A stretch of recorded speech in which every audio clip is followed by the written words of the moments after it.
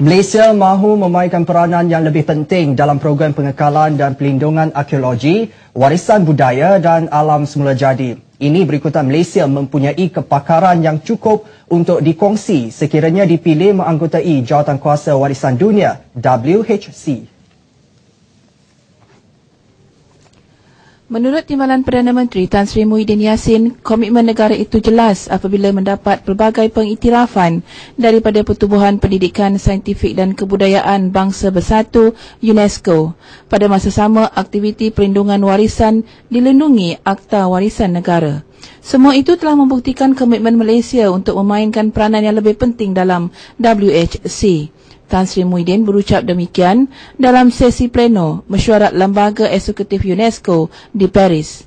It is our joint responsibility to ensure heritage sites are protected and sustained as symbols of peace, dialogue and reconciliation. Malaysia is therefore keen to offer her service toward the protections and preservation of the world cultural heritage for the betterment of her future generations. Ini kali pertama Malaysia memohon kepada UNESCO untuk dipilih sebagai anggota WHC sejak menganggotainya pada 1958. Terdapat 9 kekosongan daripada 21 anggota WHC dan Malaysia adalah antara 13 negara yang memohon. Mesyuarat WHC ke-35 akan berlangsung di Paris bulan depan. Tan Sri Muhyiddin turut mengetengahkan usaha Malaysia bagi memastikan setiap penduduk mendapat pendidikan yang secukupnya, terutama pendidikan awal. Komitmen kerajaan dibuktikan apabila lebih 46,000 kelas prapendidikan ditubuhkan di seluruh negara untuk dimanfaatkan lebih 500,000 kanak-kanak.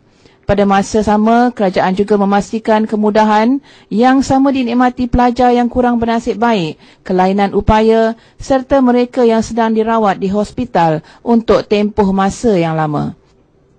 Berdasarkan pengalaman Malaysia itu, Tan Sri Muhyiddin yang juga merupakan Menteri Pelajaran, mahu UNESCO membantu kerajaan Palestin membangunkan sepenuhnya sistem pendidikan di tebing barat, Semenanjung Gaza dan Timur Baitul Maqdis.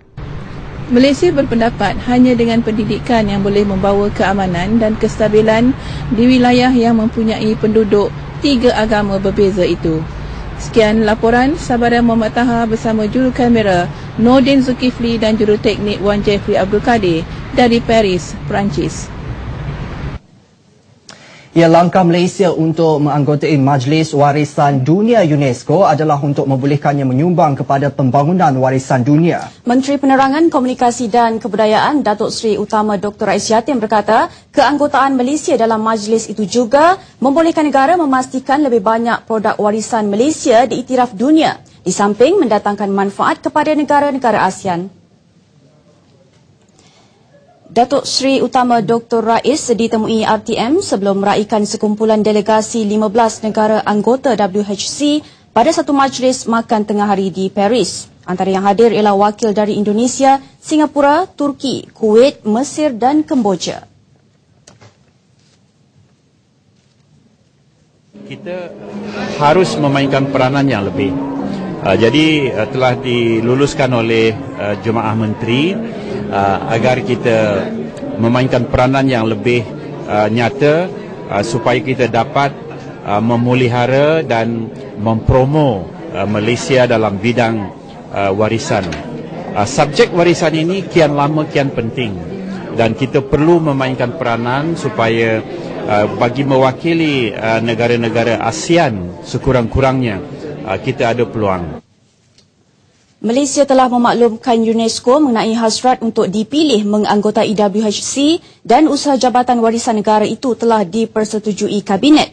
Inilah kali pertama Malaysia membuat langkah itu sejak menganggotai UNESCO pada 1998. Turut hadir pada majlis itu ialah Pesuruhjaya Warisan Negara Datuk Zuraina Majid.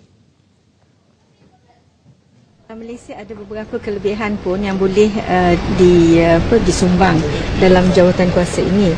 Contohnya kita boleh menyumbang dari segi kursus-kursus dalam bidang arkeologi dan dalam bidang konservasi.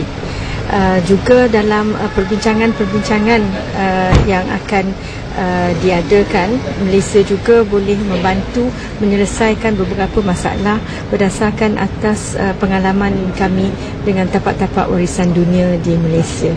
Dari segi kepakaran, Malaysia memang mempunyai kepakaran.